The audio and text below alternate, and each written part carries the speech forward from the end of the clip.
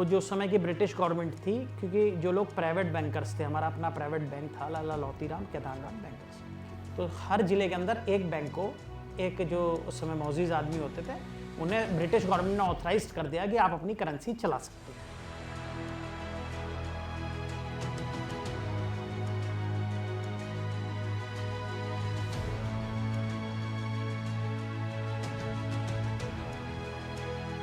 और ये जो हवेली है हमारी, ये 1890 में बनाई गई उनके द्वारा। 1800 65 कमरे हैं इसमें और लगभग 9,500 65 कमरे हैं।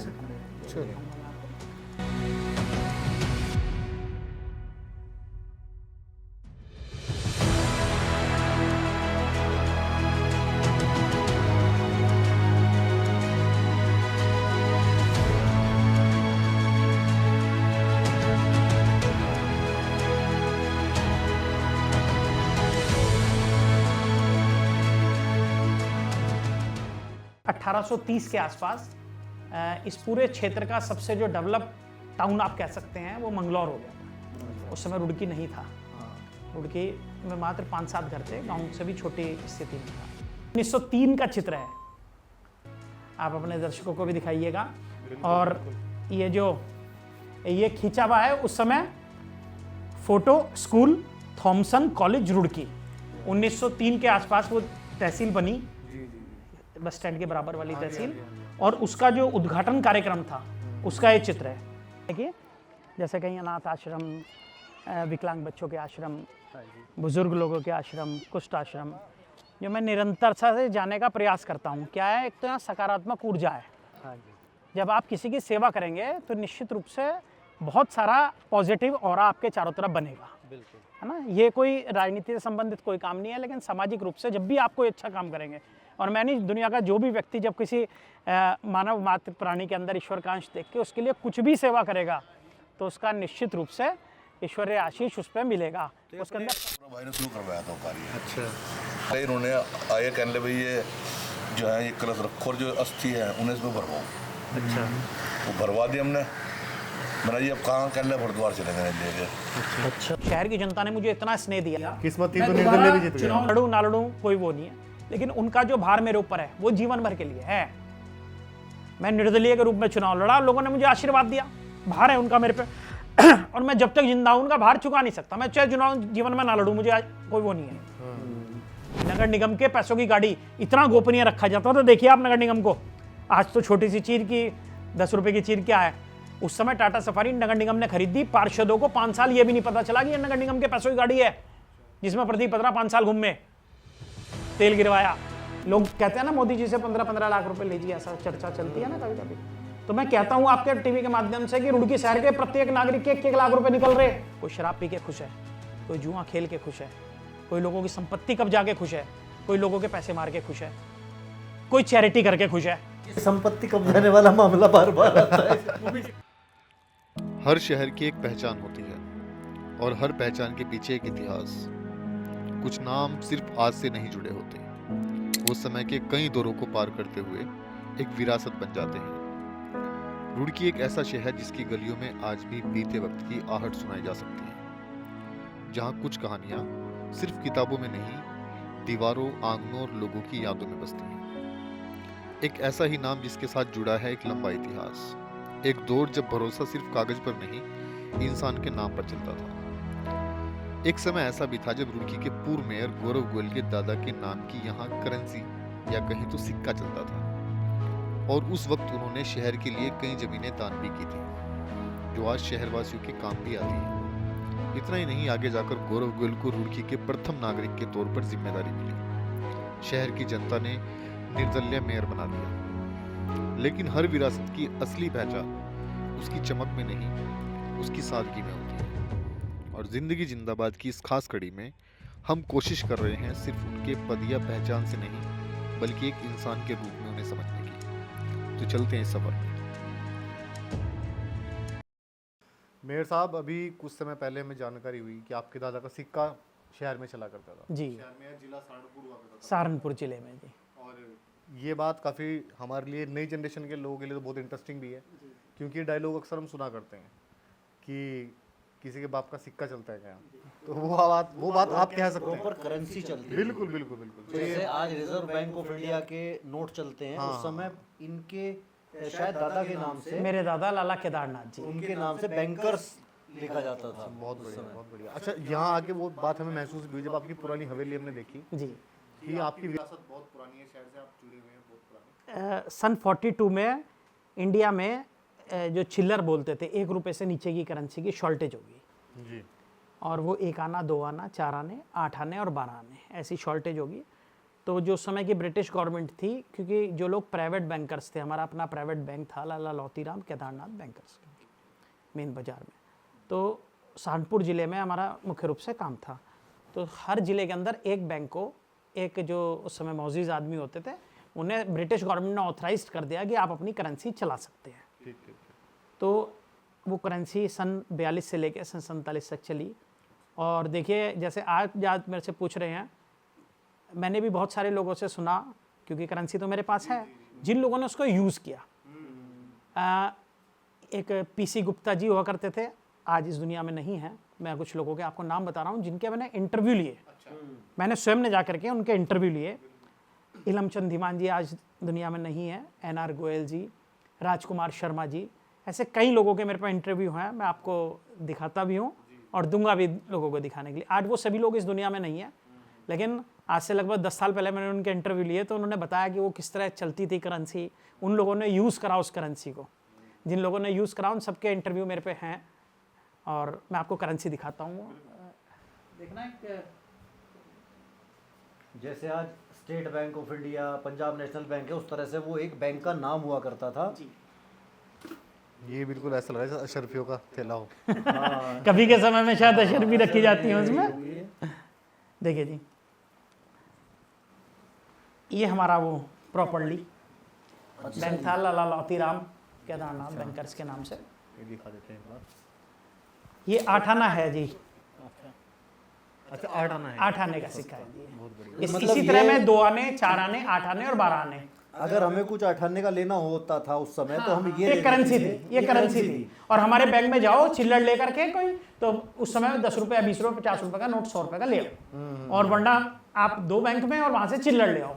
अच्छा। ये रेजगारी होगी उस समय की। 47 के बाद ये बैन हो। बैन, जब तक ब्रिटिश गवर्नमेंट रही तब तक इसको यूज। हाँ, फिर तो आज़ाद हो गया था देश। हाँ, फिर तो रिजर्व बैंक ऑफ इंडिया आ गया। रिजर्व बैंक ऑफ इंडिया आ गया, बिल्कुल बिल्कुल। उससे पहले ये करेंसी चली।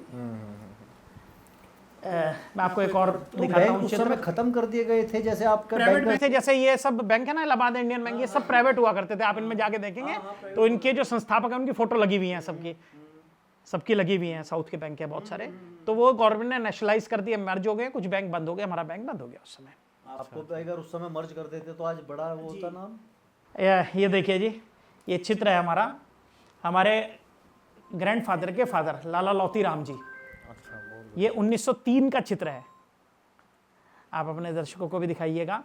और ये जो ये खींचा हुआ है उस समय photo school Thomson College Roorkee, Thomson College Roorkee के अंदर फोटो स्कूल करके एक अलग उनकी वर्कशॉप होती थी, एक अलग डिपार्टमेंट था उस समय, क्योंकि फोटो भी एक अपने आप में एक बड़ा वो था। ये रुड़की के अंदर जब तहसील बनी, सिविल लाइन पुरानी तहसील यही है जहाँ पे आप बैठे हैं इस क्षेत्र में, 1903 के आसपास वो तहसील बनी। बस स्टैंड के बराबर वाली हाँ जी हाँ तहसील। जी हाँ जी। और उसका जो उद्घाटन कार्यक्रम था उसका ये चित्र है। तहसील के उद्घाटन का जी, जॉइंट मजिस्ट्रेट, डिस्ट्रिक्ट मजिस्ट्रेट, और इसके साथ में हमारे बाबा जी भी, लाला लौतीराम जी। इसके ऊपर सिल्वर कोटिंग हुई है। ये उस समय की जो फोटो निकलती थी आज से 125 साल पहले, इस पे कोटिंग होती थी। तो ये फोटो एक अपने आप में बहुत बड़ा एक इतिहास कहता है, समेटे हुए, बिल्कुल। समेटे हुए इतिहास है, रुड़की का इतिहास, जो शायद आज की जनरेशन जानती भी नहीं नहीं है। जानती है, बिल्कुल सही बात। ये बहुत सारी करेंसीज ऐसी हैं, जैसे ये वाली करेंसी आप दर्शकों को दिखाइएगा आपको भी इसका क्रेडिट जाता है, आपने संभाल के जी। ये प्रभाती लाल जी हैं, बंगाल में एक करेंसी कहीं बंगाल में चली थी 1 आने की, ये भी कोई प्राइवेट बैंक है इसी तरह का। ये बंगाल की करेंसी जी। इस तरह देश भर के बहुत हमारे पास उसी समय के बहुत सारे, क्योंकि हाँ ग्रैंडफादर के टाइम के, ये देखिए 1960 के करीब का ब्रिटिश टाइम में 1960 का नोट है। 1800 सन के भी आसपास के बहुत सारी करेंसी मेरे पे है।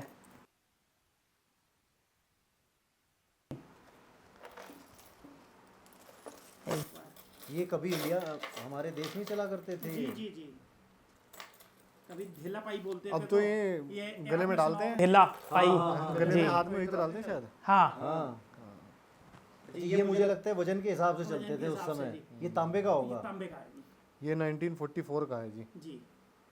और इस पे तो ये भी नहीं दिख रहा है कब का है। ये ढेला पाई जो बोलते थे जी इसको। एक ढेले का भी नहीं है वो, ये वो ढेला है। अब कोई नहीं कह सकता कि ढेले का नहीं है। अब हमारे पास दिल आ गया। ढेला आ गया। अभी तक मेरे साहब हम थे ही नहीं एक दिल्ली के। कई बार हुए हमें। ये भी पहले तांबे का 5 पैसे का सिक्का। 5 पैसे के ये नहीं। तांबे का। तो पारिवारिक पृष्ठभूमि यही रही थी कि हमारे जो दादाजी थे लाला केदारनाथ जी, उनके फादर लाला लौतीराम जी, और उनके फादर का नाम था लाला सौदागरमल जी। उनके फादर का नाम लाला जयसिंह है। बैकग्राउंड हमारा पनियाला गांव से। अच्छा पैतृक गांव पनियाला है।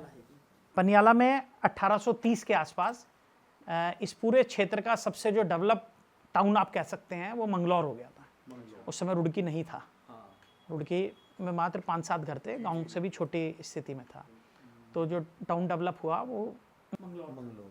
तो हमारे जो ग्रैंडफादर के ग्रैंडफादर थे वो मंगलौर शिफ्ट हो गए 1830 के आसपास। पनियाला से मंगलौर मंगलौर चले गए। मंगलौर में हवेली और ये सब उन्होंने वहाँ पे बहुत 1830 लगभग 200 साल पहले लगभग। हाँ पहले की बात है।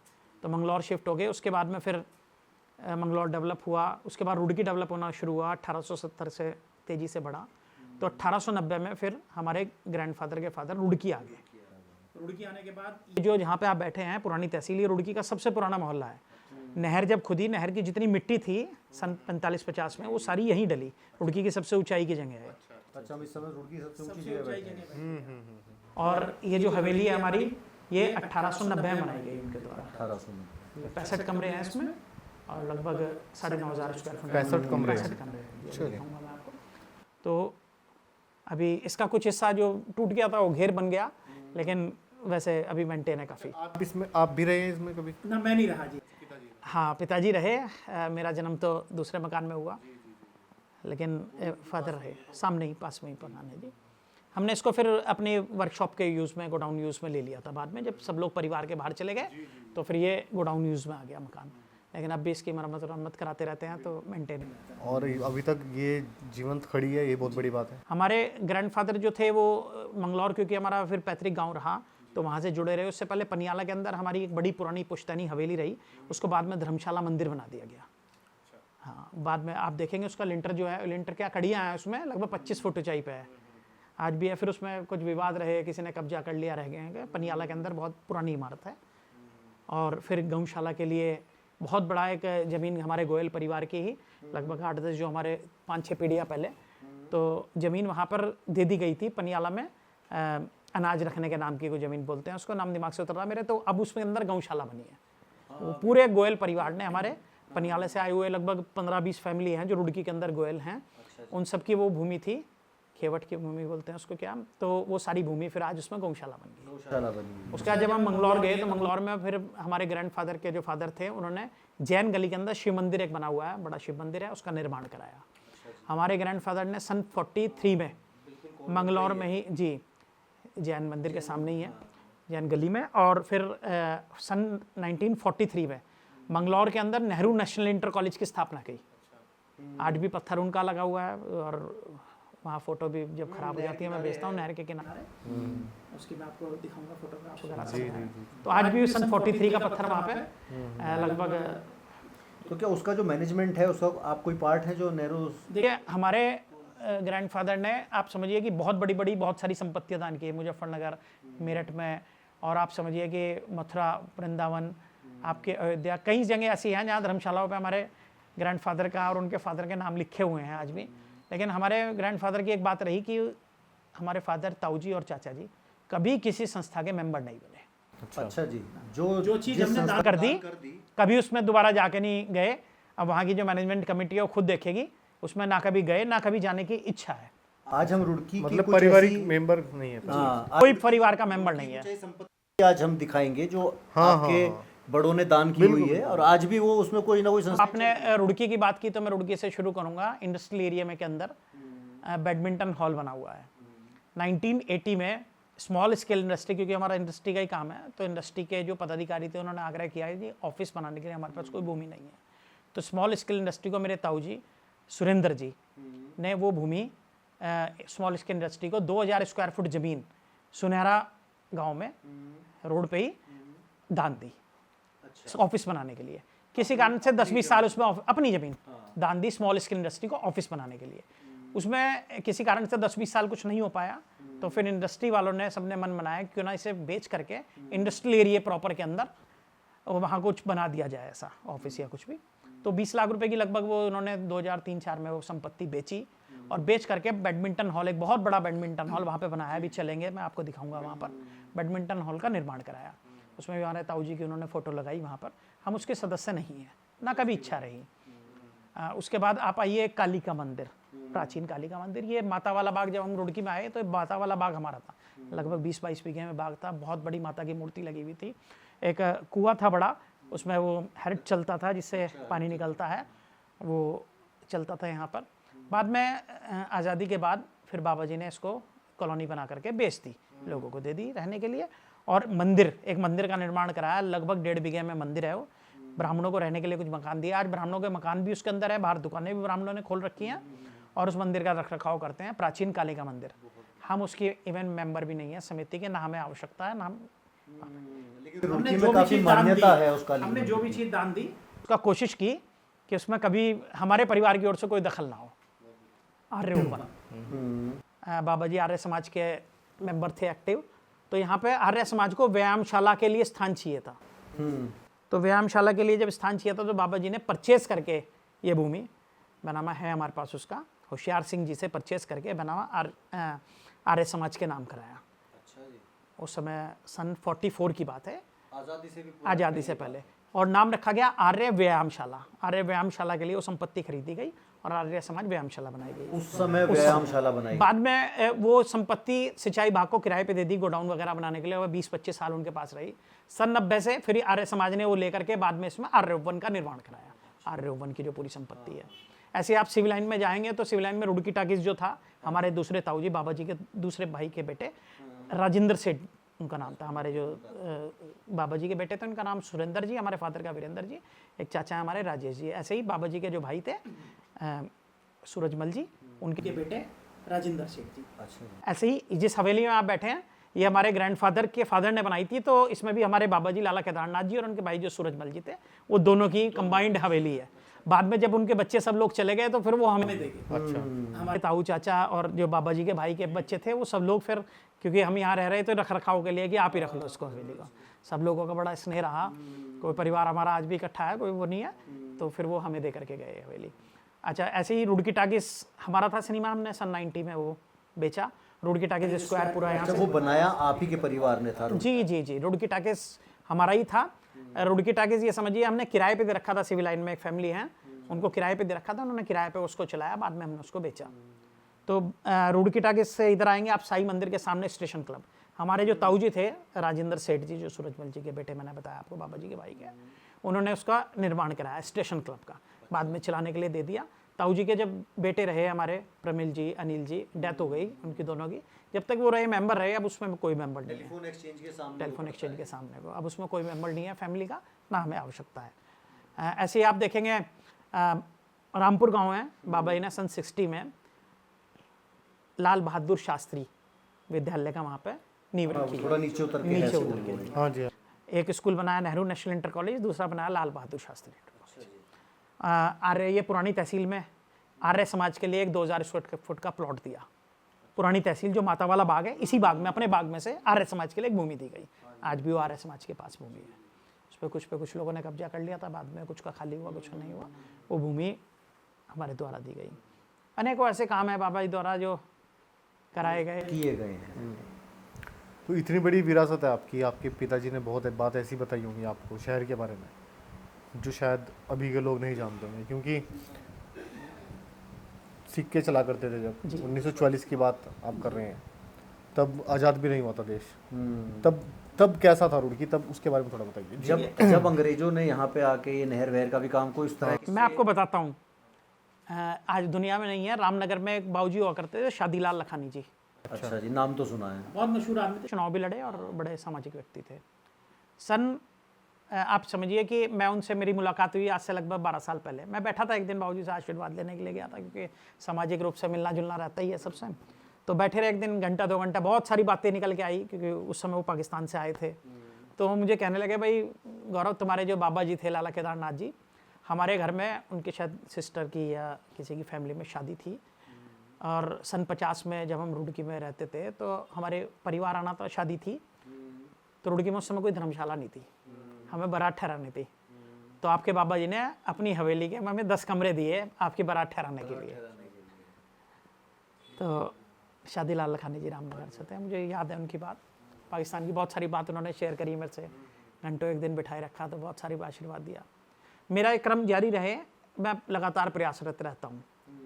अभी शमशान घाट वाले मेरे पास आए 2 साल पहले, तो मेरे एक भूमि शमशान घाट के बराबर में पड़ी हुई थी, लगभग 2000 स्क्वायर फुट भूमि थी। शमशान घाट अंदर हो गया, मेन रोड पे ही थी, गेट पे, मेन रोड पे। तो मैंने माता जी से पूछा, माता जी के नाम वो भूमि थी। माता जी ने कहा 1 मिनट में कि भाई ये शमशान घाट वालों को दे दो, इसका बढ़िया यूटिलाइज़ कर लेंगे। तो वो भूमि हमने फिर शमशान घाट को दे दी। उसमें कुछ हिस्से पे अब कुछ शायद सांसद निधि से कुछ हॉल वॉल बनने का कार्य शुरू हो रहा है। हमारा शमशान घाट में भी उन्होंने मुझे संरक्षक बना रखा, लेकिन बिल्कुल कोई दखल किसी किस्म का किसी सामाजिक संस्था में नहीं करना। हम आपके साथ हैं, बस इतना पर्याप्त है। जहाँ हमारी जहाँ कम वहाँ हम। आपके अपने परिवार ने इतनी ज़मीनें दान दी, और सुनने में आया जब आप मेयर बने, रुड़की के प्रथम नागरिक बने, तो नगर निगम की बहुत सारी संपत्ति आपने वापस भी ली। हाँ, मैं बताता हूँ आपको, ये भी उत्तराखंड में इतिहास है, उत्तराखंड का इतिहास बताता हूँ। लगभग 12,000 प्रॉपर्टी नगर निगम नगर पालिकाओं द्वारा पूरे उत्तराखंड के अंदर लोगों को लीज पे दी हुई है, लेकिन सरकार आज तक किसी भी संपत्ति को वापस नहीं ले पाई, इलीगल प्रॉपर्टीज़ को। एक संपत्ति मैंने रुड़की में बीटीगंज में वापस दिलाई सरकार को, मुझे मुकदमा लड़ना पड़ा हाई कोर्ट, सुप्रीम कोर्ट, लेकिन वो संपत्ति मुझे खुशी होती है बताते हुए, लगभग 20 करोड़ रुपए की संपत्ति थी, वो मैंने नगर निगम को वापस दिलवा दी। और मैंने अपने बोर्ड के अंदर 1 इंच ज़मीन नगर निगम की किसी को अलॉट नहीं होने दी, यानी कि सरकारी संपत्ति का कोई दुरुपयोग नहीं होने दिया। जबकि मेरे से पहले आप समझिए कि प्रदीप बत्रा रहे वहाँ के चेयरमैन, लगभग 38 प्रॉपर्टी उन्होंने नगर निगम की खुर्द बुर्द की और बिना टेंडर किए की, अखबार के अंदर नहीं निकाला, और लोगों को बंद कमरे के अंदर वो प्रॉपर्टी बेच दी गई। उन सभी लोगों ने इंटरव्यू दे रखे हैं, बहुत सारे ये बहुत बड़ी बात आप कह रहे हैं। लोगों को की जानकारी में शायद है या नहीं है, सबको पता है रुड़की में। आप समझिए उनके जो एक मैनेजर है उनका पुराना, सुधांशु बिस्ट, उसके उनके होटल में मैनेजर हैं, उनके नाम पटियाला लस्सी के ऊपर की 2000 स्क्वायर फुट छत करती, 99 साल के लीज, कितने में? 1,20,000 रुपए में मात्र, जिसकी कीमत 5 करोड़ रुपए, 3 करोड़ रुपए, 4 करोड़ रुपए होगी। 1,20,000 रुपए में 99 साल के लिए 38 दुकानें, लोगों से 8-8, 10-10 लाख रुपए लिए, लोगों को 50,000 रुपए की रसीद देती। बाद में वो फिर यशपाल राणा जी के समय में सुप्रीम कोर्ट वगैरह गए, बाद में उन पर विवाद रहा, सील हुई, सब काम हुए हो, लेकिन नगर निगम की संपत्ति खुर्द बुर्द करी। मैंने अपने समय में 1 इंच ज़मीन नगर निगम की किसी को नहीं होने दी, क्योंकि जो मॉरल ड्यूटी जिस काम के लिए मुझे जनता ने वहाँ बिठाया, ये नहीं कि मैं नगर निगम की संपत्ति को उसको खुर्द बुर्द करने का। मेरे साहब थोड़ा पीछे जाते हैं, क्योंकि बहुत बात ऐसी है जो हम लोगों तक पहुंचाना चाहेंगे, जो लोग नहीं जानते आपके बारे में। स्कूलिंग कहाँ से हुई आपकी? मेरी स्कूलिंग मैंने जो 8th तक मैं पढ़ा सेंट जॉन्स स्कूल से, उसके बाद 10th की मैंने आपके BSM कॉलेज से, और उसके बाद फिर मैं पढ़ने के लिए बाहर रहा 2 साल हल्द्वानी। ग्रेजुएशन मैंने हल्द्वानी से की। किस तरह के बच्चे हुआ करते थे आप? बदमाश थे, शैतान थे, समझदार थे या पढ़ाकू थे? शांत स्वभाव के, जो स्वभाव मेरा आज है उस समय वही था। मुझे ध्यान नहीं मेरे जीवन में कभी किससे लड़ाई हुई हो, मुझे ध्यान नहीं कि कभी मैंने जीवन में किसी के साथ मेरा मारपीट या झगड़ा हुआ हो, और जीवन के कुछ आदर्श मैंने बना के रखे जिन्हें मैंने बिगड़ने नहीं दिया। मैंने प्रयास किया कि भाई ईश्वर का दिया हुआ सब कुछ है, अच्छे परिवार में मेरा जन्म हुआ, तो मुझे अपने 2 बच्चों के अलावा समाज के लिए भी कुछ ना कुछ चिंतन करना चाहिए। समाज के लिए कुछ ना कुछ ऐसा बड़ा काम करना चाहिए जो जैसे मेरे बड़े करते आए, तो कहीं ना कहीं कुछ अच्छा काम मैं करके जाऊं। राजनीति करना एक सेवा का माध्यम हो सकता है, सेवा का माध्यम, लेकिन जरूरी नहीं है कि राजनीति करके ही आप समाज का सुधार कर सकते हैं। राजनीति में कितने लोग सफल हो पाते हैं? शहर में एक एमएलए होगा, एक मेयर होगा, पूरे जिले के अंदर या क्षेत्र के अंदर एक सांसद होगा, लेकिन काम क्योंकि लाखों लोगों का है तो समाज को जुटना पड़ेगा अच्छे काम में। लोग लगते हैं, आप कोई सेवा का काम करो, अच्छे मन से करो, लोग साथ जुड़ते हैं, ऐसे कोई दिक्कत नहीं मैं समझता हूँ। और खाली एक एक 2 जनप्रतिनिधि कुछ नहीं कर सकते जब तक अच्छे विचारों के लोग समाज में ना आए। मैंने कुछ आदर्श बना के रखे जीवन में। मैंने एक मन बनाया 18 साल की उम्र में जो कुछ बचपन से ही इतने सिद्धांतवादी थे आप? बचपन से हिस्सा चैरिटी करेंगे। अच्छा, वो कोशिश है कि जीवन के अंतिम क्षण तक जारी रहे। मतलब इस संस्कारों में बातें रही आपके? मैंने जीवन के अंदर एक आदर्श बनाया, भाई जब तक जीवित हैं मैं शराब के हाथ नहीं लगाऊंगा। मैंने नहीं लगाया।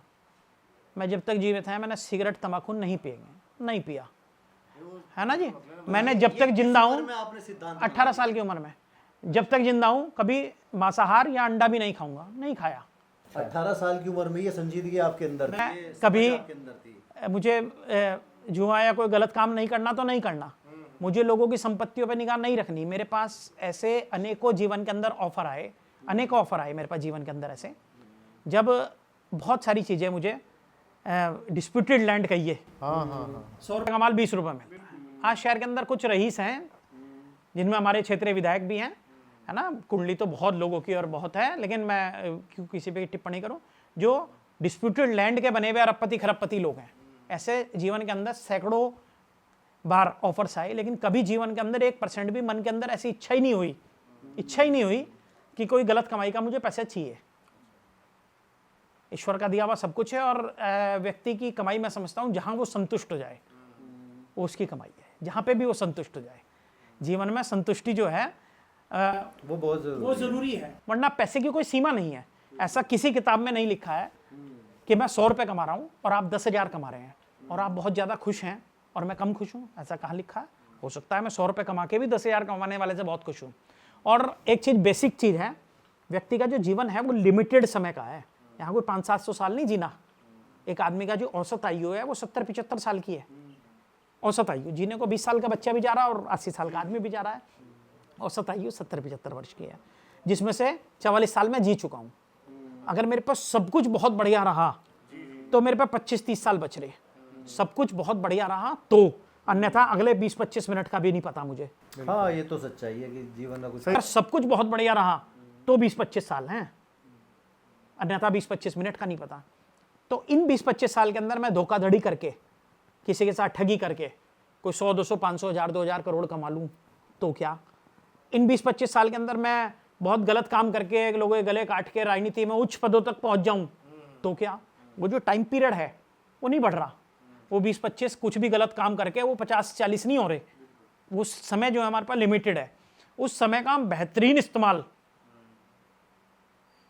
अपने अगले पथ पे जाने में क्या कर सकते हैं, ये जीवन में महत्वपूर्ण है। लोग बच्चों की बहुत ज़्यादा चिंता करते हैं, मैं बच्चों की बहुत ज़्यादा चिंता नहीं करता। कारण यह है कि जो भी ईश्वर ने लिखा है जिसके लिए, वो उसके साथ घटित होना है, वो हमारे हाथ में नहीं है। हर व्यक्ति अपना प्रारब्ध लिखवा के आया है। हम हिंदू मैथोलॉजी पे विश्वास करने वाले लोग हैं, हम कुंडली को मानते हैं। हम ये मानते हैं हमारी जन्म की कुंडली ये है। जिस नक्षत्र में, जिस क्षेत्र में बच्चा पैदा हुआ है, 100 बच्चे पैदा होते हैं उस क्षेत्र में, उस नक्षत्र में, जिनकी कुंडली लगभग एक समान होती है। 100 में से कुछ बच्चे पैसे पैदा होते हैं, इन्हें कुछ नहीं करना। 2, 4, 5 बच्चे जो गले में सोने का चम्मच लेके आए, वो सारी जिंदगी जब तक पैदा हुए उन्हें मौज लेनी है। कुछ बच्चे ऐसे हैं बहुत गरीब घर में पैदा होते हैं, संघर्ष करके बहुत ऊंचाइयों तक जाते हैं। बहुत सारे बच्चे ऐसे होते हैं जो पूरा जीवन उनका संघर्षों में कटता है। ठीक है मेयर साहब, लेकिन मैं थोड़ा सा अतरंगी प्रश्न आपसे पूछ रहा हूँ, वो जी जी बिल्कुल। कुछ आकलन हम भी करना चाहते हैं। आप ठीक है, आप शराब का सेवन आपने कभी नहीं किया, सिगरेट नहीं, आपने पूछा मेरे से तो मैंने बता दिया, कोई बताने वाली विषय नहीं है। क्या फिल्मी दुनिया से भी दूर रहे आप? इसमें तो इंटरेस्ट होगा। हाँ बिल्कुल जी। हाँ, मैं बताया तो आपको, एम यही रहा कि भाई कुछ सामाजिक सेवा करेंगे और अपने फादर के साथ में व्यापार में रहा। ड्राइंग इंस्ट्रूमेंट का हमारा काम है तो मैं 18 साल की उम्र से ही फादर के साथ ड्राइंग इंस्ट्रूमेंट के काम में भी लग गया था। मेरा बिजनेस टूर रहते थे, तमिलनाडु, कर्नाटका, केरला जाना आना रहता था। तो हमेशा आप एक बिल्कुल सीधी लाइन पे ही चले। सीधी लाइन चला, हाँ, जीवन का भी इधर उधर नहीं। जो अच्छा, वेशभूषा जो आप पहन के रखते हैं, ये लगभग 25 साल से वही है जी। सन 2000 में पहन ली थी, 18-19 साल की, 20 साल की उम्र में पहन लिया था, वही वेशभूषा आज भी है। मैं भी जब से आपको देख रहा अच्छा, हूँ, बहुत ज्यादा आपको गाड़ियों का इनका ना ना ना ना ना ना, ये क्या है, ये हवा मंडल जो बनाते हैं ना, ये तात्कालिक चीजें हैं। आपको एक चीज जब आपने पूछा तो मैं पूरी बात पूरी करूँ। प्रत्येक व्यक्ति 15% लोगों की एक्सीडेंटल डेथ होती है, हार्ट फेल हो गया, सड़क पर डेथ हो गई, अलग हो गया। 85% जो लोग हैं ना जीवन में, वो बेड पे मौत का इंतजार करते हैं। वो इंतजार 1 दिन का, 1 सप्ताह का, 1 महीने का, 1 साल का, 10 साल का हो सकता है।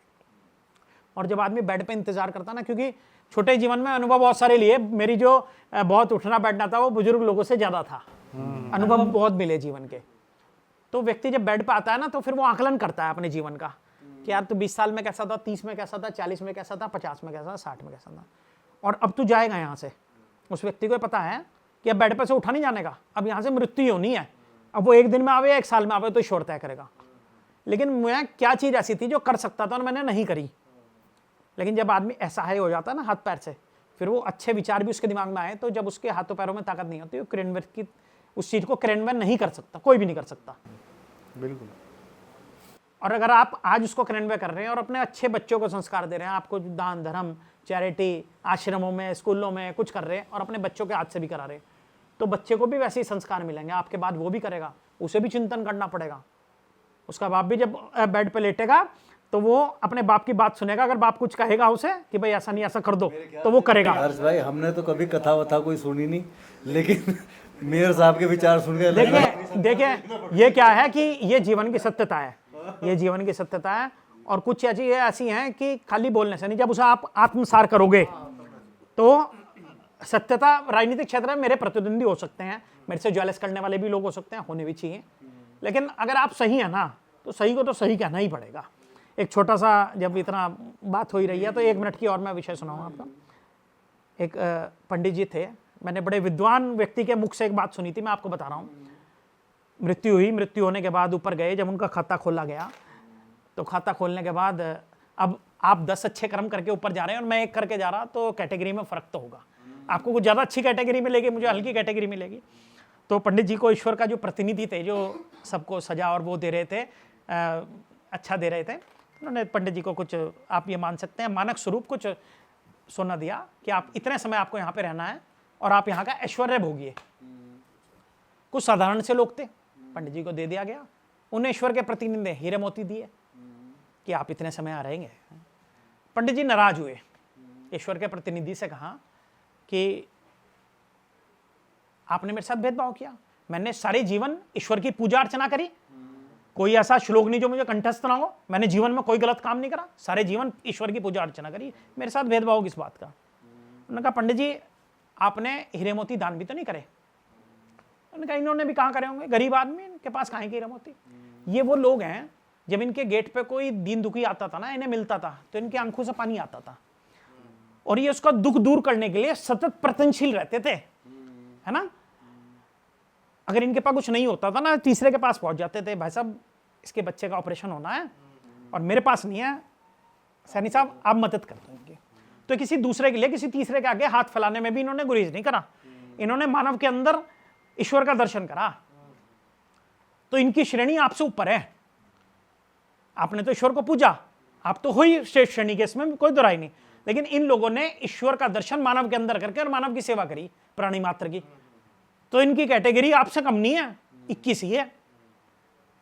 तो अगर हम अपने कर्मों द्वारा अपना मानव जीवन सफल कर लें, और मैं कहता हूं कि विशेष रूप से मेरा आग्रह जो है वो सक्षम लोगों से रहता है। ईश्वर ने जिसे कम मिडिल क्लास, लोअर क्लास बना दिया, वो बेचारा अपने जीवन की जुस्तजू में बिजी है। लेकिन अगर किसी व्यक्ति को ईश्वर ने सक्षम बना दिया, तो उसके पास बहुत थोड़ा समय है, अपना जीवन बढ़िया तरीके से जी के जाए, समाज के लिए कुछ बड़ा काम करके जाए। जीवन का कुछ पता नहीं है।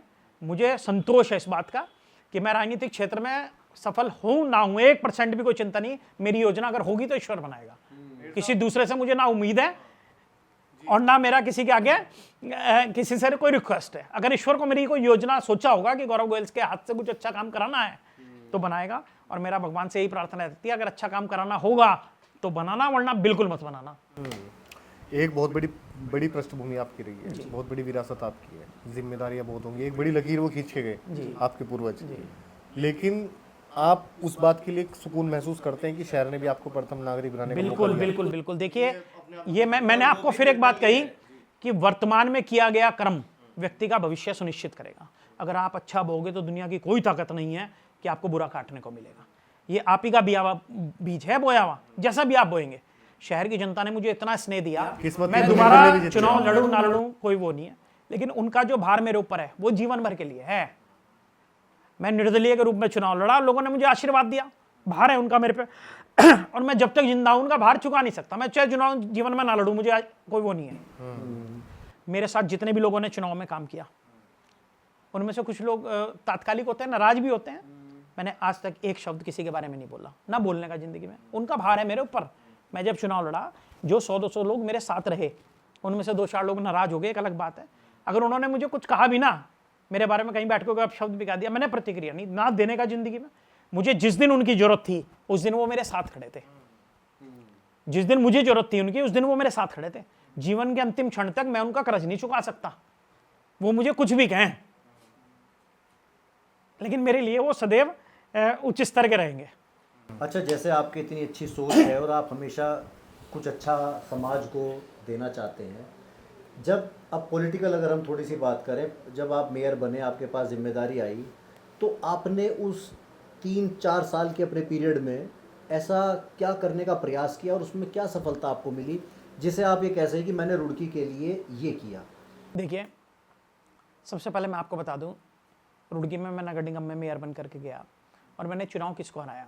मैंने उत्तराखंड की तात्कालिक सरकार को चुनाव हराया। मुख्यमंत्री जी यहाँ गली गली घूम करके गए तत्कालिक, और कांग्रेस के भी बड़े नेता थे, भाजपा के बड़े नेता थे, सभी लोग चुनाव, दोनों पार्टी पूरे दमखम से लड़ी, क्योंकि उपचुनाव था, एक सिंगल चुनाव था। ऐसा चुनाव नहीं था कि पूरे उत्तराखंड में चुनाव हो रहे। तो आप समझ सकते हैं कितनी हॉट सीट होगी। और जब सरकार हारी यहाँ पे, तो तात्कालिक विधायक प्रदीप बत्रा थे और जो भाजपा के नेता थे, उन्होंने मेरे खिलाफ पूरी रणनीति बना के षड्यंत्र बनाया। यहाँ पे तात्कालिक जो MNA SN थे, उन्होंने मेरे खिलाफ पूरा षड्यंत्र के साथ काम किया, सरकार के इशारे पे किया। मुझे परेशान करने के लिए नित्य नए षड्यंत्र, कभी मुकदमे, कभी जांच, ये वो। हालांकि ईश्वर की दया रही, सुई के बराबर भी कहीं कोई मुझ पे दोष नहीं हुआ, क्योंकि ईश्वर की दया से मैंने कभी कोई ऐसा काम नहीं किया जो मैं किससे नजर ना मिला सकूं। आपके कैमरे पे बोल रहा हूँ, गौरव गोयल ऐसा व्यक्ति, कभी किसी की, मैं अरबपतियों के साथ भी बैठा हूं तो मैंने कभी यह चेष्टा नहीं करी कि इसकी जेब से मुझे कोई 1 रुपए का, 1 अरब का, 1 करोड़ का, 1 लाख रुपए का, मैं इससे कोई लाभ ले लूं। मन के अंदर कभी ऐसा भाव ही नहीं आया कि मैं इस व्यक्ति से कुछ लाभ ले सकता हूं। क्या लाभ लेने की इच्छा ईश्वर तो जरूर है कि जितना आपने मुझे लिखा हो मेरा जीवन के लिए, व्यक्ति का जो जीवन का अल्टीमेट पर्पस है ना, वो है खुश रहना। प्रत्येक व्यक्ति के जीवन का एकमात्र अल्टीमेट पर्पस है खुश रहना। कोई शराब पी के खुश है, कोई जुआ खेल के खुश है, कोई लोगों की संपत्ति कब्जा के खुश है, कोई लोगों के पैसे मार के खुश है, कोई चैरिटी करके खुश है। ये संपत्ति कब्जाने वाला मामला बार बार आता है। वो भी डिफाइन करूंगा, समय आने दीजिए, वो भी डिफाइन करूंगा, और इतना डिफाइन करूंगा कि जो रुड़की में किसी को नहीं पता होगा वो सब डिफाइन करूंगा। हाँ, और किसी को चैरिटी करके और लुटा के मजा आता है, तो मजे का कोई स्वरूप नहीं है, लेकिन स्वरूप यह है कि जीवन में व्यक्ति को खुश रहना है, ये हर एक की चाहत है ना जी। तो यहां लुटा के खुशी हो रही है ना जी। ईश्वर ने हमें, हमारे परिवार को इतना दिया कि दादाजी ने खूब दिया, और हमारे से भी जो थोड़ा बहुत हो पा रहा है अपनी सक्षमता के अनुसार दे रहे हैं। ज्यादा पैसा कमाने की ना इच्छा पहले थी ना अब है। हाँ, समाज सेवी के रूप में बढ़िया जीवन जी करके जाएं, ये इच्छा जरूर है। अच्छा मेयर साहब, आप जब प्रथम नागरिक बने, मेयर बने, शायद जिस दिन बने, वो दिन तो बहुत महत्वपूर्ण होगा आपके लिए। स्वाभाविक है, निर्दलीय जीते तो वो दोगुना हो जाता। दुगना। और परिवार की इतनी बड़ी पृष्ठभूमि है, विरासत है, इस्तीफा आपको देना पड़ा। हाँ, वो कष्टदायक, जरूर बताना वो चाहूंगा। निर्णय कैसे ले पाए हाँ, आप हाँ, कि बिल्कुल। मुझे अभी छोड़ देना चाहिए? कष्टदायक। देखिए क्या है, इतना इन लोगों ने मेरे खिलाफ षड्यंत्र रचा। कुछ पार्षद थे, क्षेत्रीय विधायक थे, कुछ 1-2 भाजपा के नेता थे। इन लोगों ने मिल करके मेरे खिलाफ पूरी स्ट्रेटेजिकली षड्यंत्र रचा। मैं कोई बहुत ज़्यादा पॉलिटिकल पृष्ठभूमि से नहीं आता। हालांकि मेरे दादा लाला केदारनाथ जी, जो भारत का पहला आज़ाद नगर निगम का बोर्ड बना, गेट पे ही पत्थर लगा हुआ है बाबा जी का, उसके वाइस चेयरमैन रहे पहले बोर्ड के। लेकिन पॉलिटिकल आदमी वो भी नहीं थे, बिल्कुल भी सज्जन आदमी थे, लोगों ने कहा, निर्विरोध बन गए थे, बन गए। हमारी भी कोई घाघ राजनीतिज्ञ वाली स्थिति नहीं है, आप समझिए, किससे लड़ना या किसी से बहस करनी मेरे स्वभाव में नहीं है। वहाँ बैठ करके मैं अनकंफर्टेबल हो रहा था। लोग कहते हैं कमाई की कुर्सी है, मेयर का पद है, विधानसभा का पद है। आपको कोई एक व्यक्ति ऐसा मिलेगा जो एक दिन पहले अपने किसी पद को छोड़ दे? अब उत्तराखंड के अंदर चुनाव है, कुंभ आ रहा है, कोई कह रहा है 2 महीने पहले चुनाव होंगे, एक दिन पहले भी नहीं होने का चुनाव, एक दिन पहले भी चुनाव नहीं होगा, कोई एक दिन भी नहीं छोड़ता, कोई ग्राम प्रधान का सदस्य भी नहीं छोड़ता। ये तो मेयर है, मेयर कितने पूरे भारत में? 230, सांसद 800 नहीं छोड़ता। लेकिन हमें कोई लालच नहीं था, हमें वहां बैठ के कमाई नहीं करनी थी, हमारे सिर पे कोई तलवार नहीं टंग रही थी कि हमने छोड़ दिया। और हिंदुस्तान के कानून में अगर किसी के सिर पे कोई तलवार टंग रही हो, मैं इससे आगे जाके बता रहा, तो भी पद छोड़ने के बाद वो तलवार हटती नहीं। हमें तो क्लीन चिट थी सब जगह से, कोई था ही नहीं, कुछ विषय नहीं था जांच वाच। और एक चीज और मैं बता रहा था, नगर निगम एक्ट के अंदर मेयर को कोई पावर्स ही नहीं है। मेयर सिर्फ एक प्रस्तावक है, एमएनए को लिख सकता है मेरे घर के बाहर ये काम करा दिया जाए, मेरे घर के बाहर चांदी की सड़क बिछा दी जाए, और वो बिछ गई तो भी दोषी मेयर नहीं है, तो भी दोषी एमएनए है। कानून देखने का काम एमएनए का, साइनिंग अथॉरिटी एमएनए की, फाइनेंशियल पावर एमएनए को, टेंडर निकालना एमएनए को, सब काम एमएनए को करना है। मेयर तो अगर ये लिख देना कि किसी की पेमेंट रोक ली जाए, काम टूटा हुआ है, तो मेयर को ये कह दिया जाता है कि इसे पैसे नहीं मिले या इसे कमीशन नहीं मिला तो ये रुकवा रहा है। मैंने आईटी से जांच कराई कामों की, सारी सड़कें फेल आई, लेकिन क्या है कि एमएनए के हाथ में पावर रहती है, सरकार मेरे खिलाफ, सरकार आपको पता ही है, सब प्रदीप बत्रा के कहने पे, विधायक के कहने पे चल रहे थे, तो सब। और जहां बैठ करके मैं लोगों का भला ना कर सकूं, तो मुझे वहां अनकंफर्टेबल फील हो रहा था। 4.25 साल मैंने काम किया, शहर के घाट बनवाए इतने बढ़िया, कृष्णा नगर में जाइए पार्क, मैंने लगभग 70 करोड़ रुपए काम कराए, लाइटें लगवाई सारे हाईवे पे, अनेकों सैकड़ों ऐसे काम कराए, आपको बताऊंगा तो पूरी फेरिस्त है, एक बुकलेट छपेगी पूरी, इतने काम मैंने शहर के अंदर कराए। लेकिन जिस समय आपने इस्तीफा दिया, लोगों के मन में एक छवि नकारात्मक बनी कि भाई हमने वोट दिया जी, और आपने 1.5 साल पहले एक ऐसा लगा जनता को कि जैसे उनकी वोट बेकार हो गई। 1.25 साल पहले जब लोगों ने कहा कि आप पे काम नहीं हो पा रहा, तो एक विचार तो ये भी था, मगर जरा करने दीजिए, मैनेजमेंट पूरा है, अधिकारी पूरे हैं, सरकार इनकी है, सारे इंजन इनके हैं, पार्षद इनके हैं, फिर जरा विकास हो, हम भी देखते हैं 1 साल। दूसरा, अगर किसी काम को करके व्यक्ति के सिर में दर्द हो रहा है, मैंने अभी आपके इंटरव्यू में शुरुआत में एक बात कही, व्यक्ति के पास लिमिटेड समय है, सब कुछ है, समय लिमिटेड है। अगर मेरा 1-1.25 साल सिर में दर्द करके जा रहा है, या मैं कोई बड़ी बीमारी वहां से लेके आ गया, शुगर या बीपी की स्ट्रेस के कारण, तो मेरा जीवन उस कुर्सी पर बैठना बिल्कुल शून्य, कोई लाभ नहीं। मैं सिर्फ स्ट्रेस से बचने के लिए त्यागपत्र देना उचित समझा, सिर्फ स्ट्रेस से, और आपके ईश्वर की दया से उस दिन से मुझे कोई स्ट्रेस भी नहीं है। फिर क्या स्ट्रेस रहना था, वो तो वहां छोड़ के आगे खत्म। मुझे 3 महीने बीपी की गोली खानी पड़ी लास्ट समय में जब मैं वहां पे था, और टिल डे जिस दिन मैंने त्यागपत्र दिया, और टिल डे आज तक कोई ईश्वर की दया है, टचवुड ना, मुझे क्या स्ट्रेस भी नहीं है, बढ़िया मौज में जीवन कट रहा। क्योंकि कोई मेरी इच्छा तो है नहीं कि मुझे कोई वहाँ लूट मारनी थी या कुछ करना था, मैं तो बिल्कुल जो बेहतर से बेहतर नगर निगम के लिए हो सकता है वो करके आया। पूछे सफाई कर्मचारियों से, हर साल में 2 बार गिफ्ट मिलते थे, कभी जूते, कभी ड्रेस, कभी गिफ्ट, कभी कुछ, कभी अपनी जेब से गिफ्ट देता था नगर निगम से, नहीं तो नगर निगम के कर्मचारी से पूछिए, आगे ठेकेदारों से पूछिए। मेरे बोर्ड के पिछले 5-7 अगर उपद्रवी पार्षदों को छोड़ दें तो हम आगे 30 पार्षदों से पूछिए मेरा व्यवहार कैसा था, मेरा लेन देन कैसा है। ईमानदारी से अगर आप बताना चाहें, रुड़की में अब तक जितने चेयरमैन से लेके मेयर तक बने, जो हमारी याद में, आपकी याद में हो, उनमें सबसे अच्छा कार्यकाल किसका रहा आपकी दृष्टि से? देखिए मेरी बात सुनिए, जो पुराने बने थे, त्रिलोकीनाथ जी बहुत अच्छा काम किया, राजेश गर्ग जी बहुत अच्छा काम किया, स्वर्गलोक में हैं, उनके बारे में सब अच्छा ही रहा। और निश्चित रूप से जितने भी लोग बने, मैं किसी के, अब क्योंकि सब लोग हैं ही, किसी के बारे में कोई गलत टिप्पणी नहीं करना चाहूँगा, लेकिन सबने अपने अपने स्तर पर अच्छा ही काम किया। लेकिन नगर निगम की जो संपत्ति बेचने का काम किया नगर निगम की, वो प्रदीप बत्रा ने करा। मतलब और इसके अलावा भी नगर निगम के इतने काम किए, इतने गलत काम किए कि जब उनके चिट्ठे खुलेंगे तो लोगों को आश्चर्य होगा। नगर निगम के पार्षदों को, उस समय के जो तत्कालीन सभासद थे प्रदीप बत्रा बोर्ड के, उन्हें ये भी नहीं पता था कि ये जो सफारी गाड़ी है नगर निगम के पैसों से प्रदीप बत्रा ने खरीद रखी। उन सबको ये पता था प्रदीप बत्रा की अपनी गाड़ी है। नगर निगम के पैसों की गाड़ी इतना गोपनीय रखा जाता था। देखिए आप नगर निगम को, आज तो छोटी सी चीर की 10 रुपए की चीर क्या है, उस समय टाटा सफारी नगर निगम ने खरीदी, पार्षदों को 5 साल यह भी नहीं पता चला कि यह नगर निगम के पैसों की गाड़ी है, जिसमें प्रदीप बत्रा 5 साल घूमे, तेल गिरवाया। जब प्रदीप बत्रा जी के चेयरमैन रहते इतने सारी चीजें हुई, तो फिर लगातार 3 बार उन्हें विधायक जनता ने कैसे एक्सीडेंटल आप समझिए, हमारे रुड़की का प्रबुद्ध समाज है, पंजाबी समाज, पाकिस्तान से आए, बड़ा संघर्ष करा, आज बड़ी ऊंचाइयों पे है। मैं समझता हूँ कहीं ना कहीं शादीलाल लखाजी जिनका मैंने नाम लिया, वो एक बार चुनाव लड़े चेयरमैन का, कुछ वोट से रह गए थे बेचारे। तो पंजाबी समाज के अंदर एक मन में था भाव कि इस बार रुड़की का विधायक जो है वो हमारे समाज से होना चाहिए। तो मैं समझता हूँ एक एक पंजाबी समाज के व्यक्ति ने वॉलंटियर के रूप में प्रदीप बत्रा को उस समय जिताने का काम किया, अपनी वोट नहीं, वॉलंटियर प्रदीप बत्रा बन के वोट मांगी, और उसके बाद वो भाजपा में आ गए। फिर आप समझते ही हैं कि वो परिस्थितियां क्या क्या रही, सब पता ही है। अच्छा, भाजपा का भी आपका एक लंबा समय आपने भाजपा को दिया और अब आप कांग्रेस में आ गए। तो भाजपा और कांग्रेस में अगर तुलनात्मक दृष्टि से आज आपसे पूछा जाए तो भाजपा के काम करने की शैली और कांग्रेस काम करने की शैली में किसे आप बेहतर पाएंगे? देखिए मैं आज भी एक बात बताता हूँ आपको, कांग्रेस के कार्यकर्ता हमारे बहुत अच्छे हैं, सबको साथ लेके चलते हैं, और रुड़की में भाजपा के कार्यकर्ता भी अच्छे हैं, ये मैं अमन से आपको कह रहा हूँ।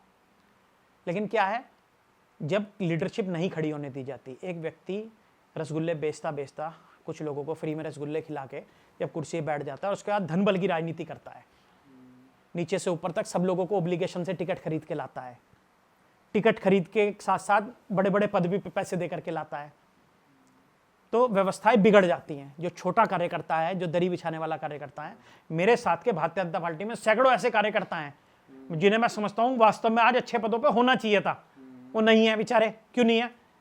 वो धनबल के अंदर नहीं खर्च कर सकते, नहीं उन्होंने शहर में लूट मारी, नहीं लोगों की संपत्ति कब्जाई, नहीं सैकड़ों लोगों के पैसे मार रखे, सैकड़ों लोगों के पैसे मार रखे नहीं है वो बेचारे ऐसे। यही तो कमी है उनके अंदर, यही तो कमी है कांग्रेस के कार्यकर्ताओं के अंदर, या यही तो कमी है रुड़की के अन्य राजनीतिक दल और सामाजिक कार्यकर्ताओं के अंदर। उन्होंने नहीं धोखाधड़ी करी, एक व्यक्ति धोखाधड़ी करके बहुत आगे निकल गया, अब वो नहीं कंट्रोल में आ रहा। उसका कारण यह है कि शहर की जनता ने जो वोट दी, लोग कहते हैं ना मोदी जी से 15-15 लाख रुपए लीजिए, ऐसा चर्चा चलती है ना कभी कभी। तो मैं कहता हूं आपके टीवी के माध्यम से कि रुड़की शहर के प्रत्येक नागरिक के 1-1 लाख रुपए निकल रहे। वो जो लूट हुई है वो आपकी दी हुई वोट की लूट है। आपने जो वोट दिए ना रुड़की में 1-1 वोट, उससे पहले कुछ नहीं था वहां। उस वोट से इतनी लूट मचाई गई कि शहर के 1-1 नागरिक के 1-1 लाख रुपए निकल रहे। अगर चुनाव में 2-2, 5-5 हजार रुपए अगर बट भी जाना गरीबों को, तो समझ लीजिए कुछ नहीं मिला उन्हें बेचारों को। हाँ, ये वो लूट है। मतलब पैसे दो और वोट लो। हाँ, मैं कह रहा कि वो आप कैसे जीत पाओगे? नहीं, मेरे साथ तो जनता का प्यार है। मैंने पिछले चुनाव भी जब भी लड़ा, किसी को एक नया पैसा, not a single rupee, vote खरीदने के लिए नहीं दिए। सेवा की है, सेवा करूंगा जीवन भर, वो एक अलग बात है, लेकिन वोट खरीदने के नाम का 1 रुपया मैंने किसी को नहीं दिया। तो आपको लगता है कांग्रेस में आने के बाद लोग उतने ही आपका समर्थन करेंगे, उतना पूरा करेंगे, उससे ज्यादा करेंगे, कम नहीं करने के।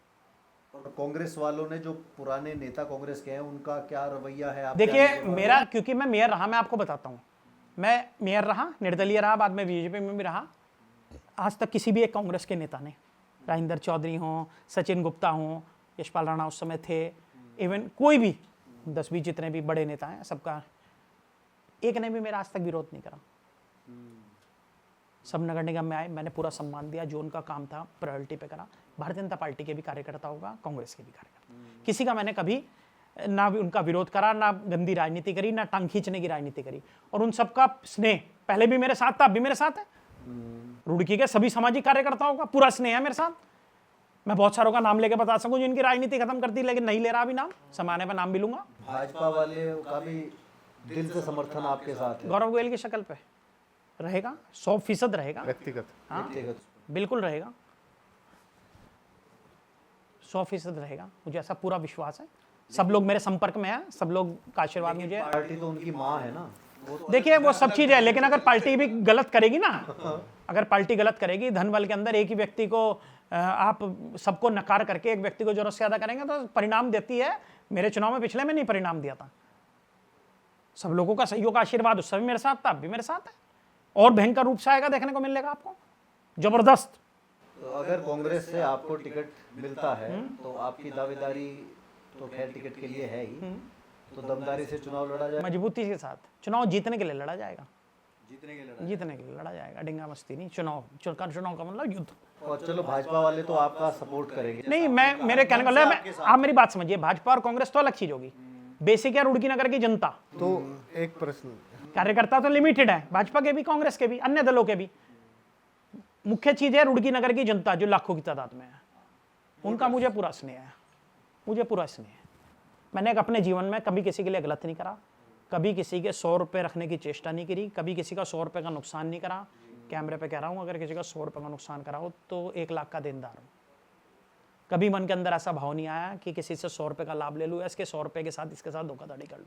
मन में भाव ही नहीं आया ऐसा कभी, और ईश्वर कभी ऐसा मन के अंदर भाव लाए भी ना। लेकिन बीजेपी का जो वोटर है वो तो कहता है हम तो मोदी को वोट दे रहे, टिकट बत्रा को दो, किसी को दो, हमें देखिए मतलब पक्ष विपक्ष तो सब जगह रहता है, लेकिन अगर आदमी अपनी अंतरात्मा को खोल करके देखेगा, जिनका जमीर जिंदा है निश्चित रूप से मुझे सपोर्ट करेंगे, जिनका जमीर जिंदा है। जिनका जमीर जिंदा है बिल्कुल आपको वोट करेंगे। शुभकामनाएं आप। धन्यवाद जी। और जनता की सेवा निरंतर जारी रखूंगा मैं। राजनीतिक क्रम मेरे लिए जरूरी नहीं है, मुझे टिकट मिला बहुत अच्छा, और जैसी ईश्वर की योजना होगी तो मेरा लेकिन जी। आप इतना सामाजिक कार्यों में और राजनीति में व्यस्त रहते हैं, परिवार जनों की नाराजगी नहीं होती, बच्चों की, परिवार की, कि भाई हमें समय नहीं दे पा रहे आप? ना ऐसा नहीं है जी, पूरा समय देता हूँ, और सामाजिक रूप से भी व्यापार को भी समय देता हूँ, अपने घर को भी समय देता हूँ, और सामाजिक रूप से भी सब लोगों को साथ में समन्वय करके चलना, यही तो आपका मूल है। देखिए एक श्लोक है, अमोक्षरम अक्षरम नास्ति नाशदी मूल मनोषदम, पूरा श्लोक है, मुझे थोड़ा सा अंश याद नहीं आ रहे। उसका मतलब है कि जितने भी दुनिया के अंदर जड़, चेतन, पत्ता, पौधा, कोई ऐसा नहीं है जिससे आप किसी औषधि का निर्माण ना कर सकें। ए बै खे से कोई ऐसा अक्षर नहीं है जिससे आप कोई शराब का सेवन मेरे साथ नहीं करते, चौकड़ी बाहर का ही है, नहीं तो भाई परिवार को सिर्फ परिवार को ही समय देंगे। अक्षरम नास्ति नाशदी मूल मनोषदम, ऐसा एक मंत्र है, पूरा मुझे याद नहीं आ रहा। उसमें कहा गया है कि दुनिया के अंदर कितना भी पत्ता, जड़, चेतन, पौधा, कोई भी ऐसा नहीं है जिससे आप किसी औषधि का निर्माण ना कर सकें। ए बै खे से कोई ऐसा अक्षर नहीं है जिससे किसी मंत्र का निर्माण ना हो। दुनिया के अंदर कोई ऐसा प्राणी नहीं है जिसके अंदर कोई ना कोई गुण ना हो। योजनाकार ही दुर्लभ है जिसके पास ये बेहतर योजना है कि नितिन जी किस फील्ड के अंदर बहुत अच्छा काम कर सकते हैं, हर्षवर्धन जी किस फील्ड के अंदर बहुत अच्छा काम कर सकते हैं, कोई नेत्रहीन व्यक्ति क्या अच्छा कर सकता है, कोई अपंग व्यक्ति क्या अच्छा काम कर सकता है, कौन आदमी किस फील्ड के अंदर अच्छा काम कर सकता है। अगर आपके पास ऐसी योजना है तो निश्चित रूप से आप समाज में आगे बढ़ें। धन्यवाद आपका। धन्यवाद।